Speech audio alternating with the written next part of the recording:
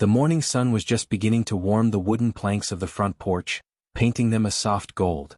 Inside her small farmhouse, a young woman named May wiped her hands on her simple apron for what felt like the 100th time. The house was already spotless, every dish put away, every surface dusted until it shone, but she needed something to do with her hands. Today was the day he was supposed to arrive. The man she had agreed to marry. A nervous flutter like a trapped bird beat against her ribs. She walked to the window, pushing the crisp white curtain aside to peer down the long dusty road that led into town. It was empty. She let out a breath she didn't realize she'd been holding. May was a widow though she was still young.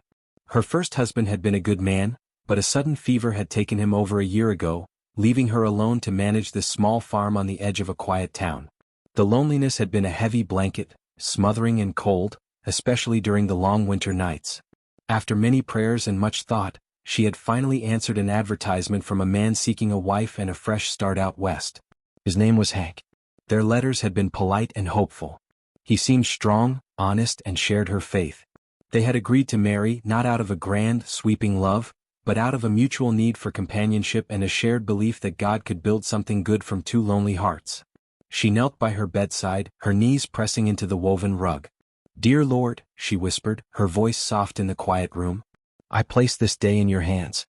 If this man, Hank, is the partner you have chosen for me, please let our meeting be filled with your peace. Guide my words and my heart. Help me to be a good wife to him. Amen." The prayer brought a small measure of calm, enough for her to stand up and decide to bake a loaf of bread. The familiar, rhythmic kneading of the dough was a comfort. Hours later, the smell of fresh bread filled the house, and the sun was high in the sky. It was then that the distant rumble of a wagon reached her ears. Her heart leaped into her throat. She smoothed down her best dress, a simple blue calico, and walked out onto the porch, her hand shielding her eyes from the bright light. The town supply wagon, pulled by two tired-looking horses, was coming to a stop right at the end of her path. The driver, old Mr. Jenkins, tipped his hat to her. But her eyes were fixed on the figure climbing down from the back. This was not the man she had pictured. The man in her mind was sturdy and clean, perhaps with a decent suitcase. The man stepping onto her land was tall, yes, but painfully thin. His clothes were not just worn, they were rags. His shirt was torn at the elbow and stained with dirt, and his trousers were frayed at the hem, barely brushing the tops of his scuffed, worn-out boots. He carried a small, sad-looking cloth bag that seemed to hold almost nothing. He looked as if he had walked every mile of the journey instead of riding in a wagon. He was covered in the dust of the road, and his face, when he finally lifted it to look at her, was etched with a deep weariness that went far beyond a long trip. Mr. Jenkins gave her a sympathetic look. "Brought your fella, May," he said quietly before clicking his tongue to the horses and moving on, leaving a cloud of dust and the strange man standing there. For a long moment neither of them spoke. The only sound was the chirping of birds in the nearby oak tree. May's carefully prepared welcome words stuck in her throat. This ragged stranger was Hank? This was the man she was supposed to marry today? Hank took a hesitant step forward, his boots making a soft crunch on the gravel. He held his old hat in his hands, twisting the brim nervously. "Miss May?" he asked, his voice low and rough but not unkind. May simply nodded, unable to find her voice. "I'm Hank," he said, stating the obvious. He looked down at his own ragged state, a flush of shame coloring his cheeks. I know this isn't what you were expecting. There were bandits 2 days' journey from here. They held up the stagecoach I was on. Took everything I had, my money, my good coat, the new shirt I'd bought for today, everything." He gestured weakly to the clothes he wore. "This is all I have left in the world. I am deeply sorry to present myself to you in this manner." May's heart sank. Bandits? It sounded like a wild story from a dime novel, but the sheer, honest humiliation in his eyes told her it was true. Her mind raced. She had imagined a partnership, a man who could stand beside her as an equal. How could this man, who owned nothing but the rags on his back, be an equal partner? How could they build a life when he had nothing to bring to it? Fear and disappointment warred inside her. Her neat, orderly plan was crumbling. Would you like to come inside?" she finally managed, her voice tighter than she intended. "I've baked some bread." He nodded gratefully. "That's mighty kind of you, ma'am." Inside, the contrast was almost painful. Hank stood awkwardly on her clean floor, looking terribly out of place. She offered him a seat at the table and cut a thick slice of the warm bread for him, spreading it with fresh butter. He ate it slowly, savoring every bite as if it were a feast. She sat across from him, her own hands folded in her lap, watching him. She noticed his hands were strong and calloused, the hands of a man who was no stranger to hard work, despite his thin frame. "I understand if you've changed your mind," he said quietly, not meeting her eyes. "I wouldn't blame you one bit. A man should be able to provide for his wife, and I cannot. Not right now." May didn't know what to say. Sending him away felt cruel. He had come all this way on a promise. But marrying him now felt impossible. He was a complete stranger and a destitute one at that. "I need some time to think," she said softly. "You can rest here. I'll be back shortly." She left him sitting at her table and walked quickly across the field to her nearest neighbor, Mrs. Higgins. Mrs. Higgins was a kind, older woman with a face lined from years of smiles and sorrows. May poured out her story in a rushed, worried whisper on Mrs. Higgins' porch. "He looks like he hasn't eaten in a week and his clothes are in tatters. How can I marry him? What would people think?" May finished, her voice trembling. Mrs. Higgins listened patiently, her wise old eyes full of understanding. She patted May's hand. "Child," she said gently, "the good book doesn't tell us to judge a tree by its bark, but by the fruit it bears. A fancy coat can hide a rotten heart, and rags can cover a golden one. You need to look at his heart, not his coat. Give the man a chance to show you who he is." Walking back to her house, Mrs. Higgins' words echoed in May's mind. Look at his heart, not his coat. She thought of the quiet dignity in Hank's bearing, even in his shame. She thought of his calloused hands. She thought of the story of Ruth and Boaz in the Bible, how Boaz showed kindness to a foreign widow and how God blessed them. When she returned, Hank was standing by the window looking out at her small farm. He turned as she entered, his expression calm and accepting, as if he was already prepared for her to ask him to leave. May took a deep breath, her decision made. "Hank," she began, "I cannot marry a stranger. That wouldn't be fair to either of us. But I will not send you away with nothing." A flicker of hope appeared in his tired eyes. "I have a proposal," she continued. "My barn has a decent loft. You can sleep there. I need a hired hand. The fence needs mending, the roof on the shed leaks, and there's always wood to be chopped. You can work for me. I'll provide you with meals and a fair wage for your labor. We can use this time to get to know one another. If after 1 month we both feel that a marriage is what God intends for us, then we will speak of it again. But there is no promise." Hank listened, his head bowed. When she finished, he looked up and for the first time she saw a light in his deep-set eyes. It was a light of gratitude and relief. "Miss May," he said, his voice thick with emotion. "That is more than fair. It is a mercy I do not deserve. Thank you. I will work hard for you. You have my word on that." He picked up his small, sad bag and walked out toward the barn, a man who had arrived with nothing but a promise, and who had just been given a precious second chance. May watched him go, the nervous fluttering in her chest replaced by a new, uncertain feeling. The path ahead was no longer the clear one she had imagined, but as the sun began to set, painting the sky in hues of orange and purple, she felt a small, quiet sense of peace. She had chosen kindness and for now that was enough. The first light of dawn was still a pale gray promise on the horizon when the sound of steady chopping began. May, stirring the embers of the kitchen fire to life, paused to listen. The rhythmic, solid thwack of the axe splitting wood was a sound she hadn't realized her farm had been missing. It was the sound of industry, of purpose. Peering through the window, she could just make out Hank's tall, lean frame in the dimness, his movements efficient and powerful as he worked through the large pile of old logs behind the barn. He had clearly been at it for some time. This was his first full day, and he had not waited for a formal wake-up call or a list of chores. He had simply found work that needed doing and had begun. This pattern became the rhythm of their new lives. Each day Hank rose before the sun. He did not just do the tasks May might suggest. His eyes were constantly searching for what was broken, worn, or neglected. The sagging section of the split-rail fence that bordered the pasture was his first major project. May watched from her kitchen window as he examined the rotten posts, his hand resting thoughtfully on his chin. He didn't simply patch it. He carefully dug out the old wood, set new posts deep into the earth, and skillfully fitted new rails into place. The repaired section was not just functional, it was straight and strong, better than it had been before. He worked with a quiet, focused intensity, pausing only to wipe the sweat from his brow with an old rag he kept in his pocket. His presence was like a slow, gentle rain on parched land, seeping into every dry and cracked part of the farm and bringing it back to life. The leaky barn roof, which had dripped annoyingly into a bucket for months, was patched with fresh wooden shingles he carefully split himself. The overgrown vegetable garden was weeded, its soil turned and made ready for planting. He even took the time to oil the rusty hinges on the barn door, so it no longer screeched a protest every time it was opened. He did all of this without being asked, without seeking praise. His work was his language, and it was speaking volumes to May about his character.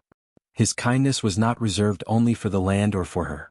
One afternoon, May saw him walking back from the well, carrying 2 heavy buckets of water. Instead of heading straight for the house, he turned and carried them up the path to Mrs. Higgins' porch, setting them down by her door without a word before returning to fetch his own. He saw a need and he filled it, simply and quietly. When he interacted with May, he was always deeply respectful, his hat in his hands, his eyes meeting hers with a direct and honest gaze. He called her Miss May, and thanked her for every meal as if it were a banquet. Their conversations began slowly, like the first tentative buds of spring. They started over supper. The first few meals were quiet, filled only with the clinking of forks on plates. But soon, May found herself asking about his journey, and he spoke of the wide, open plains and the tall mountains he had crossed. She asked him about his knowledge of farming, and he shared that he had grown up on a small farm back east, that he knew the feel of good soil and the signs of a coming storm. He spoke of his family with a soft sadness, telling her how fever had taken his parents and his younger sister years ago, leaving him utterly alone in the world. "I felt like a tree with all its roots cut," he said, staring into his cup of coffee. "I had nothing holding me to that place anymore. I had to believe the Lord had a new purpose for me somewhere else." His quiet faith mirrored her own. He didn't preach or make a show of it, but it was woven into the fabric of his being. He would pause to give a silent thanks before eating. One evening, May found him sitting on a stump behind the barn, looking at the sunset, his lips moving in a silent prayer. She slipped away, not wanting to intrude, but her heart was deeply moved. This was a man who spoke to God, a man who, despite his hardships, had not lost his belief. Weeks slipped by, and the sharp edges of May's initial disappointment had been completely smoothed away. The man in rags had faded from her memory, replaced by this hard-working, gentle, and faithful man who was becoming an essential part of her world. She noticed the small changes. The tired lines around his eyes had softened. His frame, while still lean, had filled out with the steady meals and good work. He had used his first wages to buy a simple but sturdy new shirt from the general store. When he put it on for church that Sunday, it was like seeing him properly for the very first time. The walk to the small white church was a turning point. Hank walked beside her, clean and proud in his new shirt, his back straight. He held the hymn book for her to share, his deep voice a steady, sure sound beside her softer one. He shook Pastor John's hand firmly and was polite and kind to the other townsfolk, who looked at him with new interest. May watched him, her heart swelling with a feeling she could no longer deny. It was more than respect, more than gratitude. It was a deep and growing affection. She was not just seeing a hired hand, she was seeing the man she hoped would be her husband. The 1-month mark arrived, a day that had once loomed large in her mind. The farm had never looked so prosperous, the air had never felt so full of peace. That evening, after a supper of stew and fresh bread, Hank did not immediately retire to the barn. Instead, he asked if he could speak with her. They sat on the porch steps, the twilight settling around them like a soft blanket, the first fireflies blinking in the meadow. "Miss May," he began, his voice quiet but steady, "this past month has been the richest of my life. You took a chance on me when no one else would. You saw a man in rags and offered him not just charity, but a chance to earn his keep." He turned to look at her, and in the fading light, his eyes were full of a sincere and profound emotion. "I have come to admire you more than I can say. Your strength, your kindness, your faith. This farm, it feels like a home. You feel like home. I know I still don't have much in the way of worldly things to offer you, but I can offer you a loyal heart, a strong back, and a promise to stand by your side for all my days. I have come to care for you, May, deeply. Would you do me the greatest honor and become my wife for true?" Tears welled in May's eyes, but they were tears of pure joy. There was no hesitation in her heart. The man before her was worth more than all the money or fine clothes in the world. He had proven his worth not with words, but with every swing of his axe, every mended fence, and every quiet prayer. "Yes, Hank," she said, her voice clear and sure. "Yes, I will marry you." The little white church on the hill had never held a more joyful sound, though the voices that filled it that bright Saturday morning were few. Sunlight streamed through the simple glass windows, painting colored patterns on the wooden floorboards. May stood at the front, her heart feeling so full she thought it might bloom right out of her chest. She wore the best dress she owned, a simple but lovely cream-colored gown, and in her hand she held a small bouquet of wildflowers that Hank himself had picked for her from the meadow that very morning. He stood beside her, looking taller and more sure of himself than on the day he had arrived. He wore a new dark suit, a final purchase with his hard-earned wages, and his eyes, clear and earnest, never left her face. Pastor John, his kind face crinkled into a warm smile, spoke the simple, powerful words of the marriage ceremony over them. There were no grand decorations or a crowd of guests, only Mrs. Higgins, beaming like a proud mother, and a few other neighbors who had come to wish them well. When Hank was told he could kiss his bride, he did so with a gentle, reverent tenderness that brought a fresh wave of happy tears to May's eyes. They were no longer Miss May and the hired hand Hank. They were Mr. and Mrs. Lawson, husband and wife, partners in the eyes of God and their community. The celebration afterward was just as simple, held right there in the churchyard with a cake Mrs. Higgins had baked and glasses of cool lemonade. It was not a lavish party, but it was perfect, filled with genuine happiness and the deep, quiet certainty that they were exactly where they were meant to be. Life on the farm settled into a new and beautiful rhythm, a harmonious dance of two people truly becoming one. They worked the land side by side, their partnership now sealed with a sacred vow. Hank's strength and knowledge, combined with May's care and attention, made the farm flourish in ways she had never managed alone. The fields grew greener, the harvests more abundant. In the evenings they would sit together on the porch, talking about their hopes for the future, their dreams for the land, and reading passages from the Bible, their shared faith the unshakable foundation upon which their new life was built. The loneliness that had once haunted the small house was completely banished, replaced by a profound and comforting peace. Several months into their marriage, on a quiet evening much like any other, May knew she had special news to share. She had prepared Hank's favorite supper, and as they finished eating, she reached across the table and took his work-roughened hand in hers. "Hank," she said, her voice soft but shimmering with emotion, "the Lord is blessing our family. We're going to have a baby." For a moment, Hank was utterly still, the words seeming to take a long journey to his understanding. Then, a joy so pure and overwhelming broke across his face that it made May catch her breath. He stood up so quickly his chair scraped back, and he came to her, kneeling beside her and wrapping his strong arms around her waist, burying his face in her apron. He didn't say anything for a long time, but she could feel the tremble in his shoulders and the wetness of his tears against her dress. They were tears of gratitude, for a future he had once believed was lost to him forever. The months of waiting were a time of happy preparation.